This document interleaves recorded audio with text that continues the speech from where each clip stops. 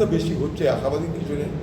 ভোটেররাই বেশি, ভোটের সংখ্যা বেশি হচ্ছে, ভোটের শতাংশ বেশি হচ্ছে এবং ভোটের শতাংশ বাড়ি দেওয়ার পিছনে নির্বাচন কমিশনের এবং তার সঙ্গে এসআইআরের একটা বড় ভূমিকা আছে।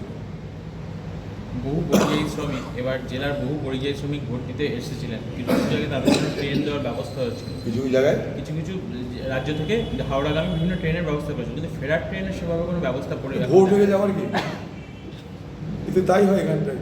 কাজের সময় কাজই, কাজ তুলে পাখি ফুটে যায়। এবার আপনার হাত জগন্নাথ করে তাড়িয়ে দিচ্ছে।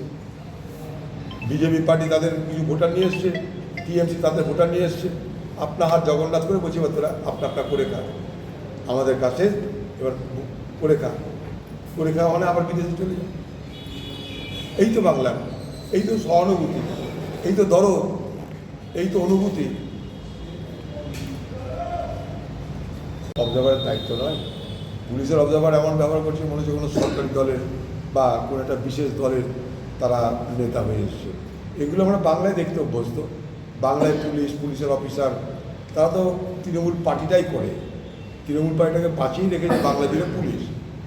একদিকে পুলিশ আর একদিকে আইপ্যাক, এই আর দুজন মিলে পশ্চিমবঙ্গের তৃণমূলকে বাঁচিয়ে রেখেছে। তার সঙ্গে মমতা ব্যানার্জির নাটক, মমতা ব্যানার্জির সততার নামাবলী গায়ে দিয়ে তার যে নাটক, সেগুলো কম্বিনেশনে তৃণমূল পার্টি বেঁচে আছে।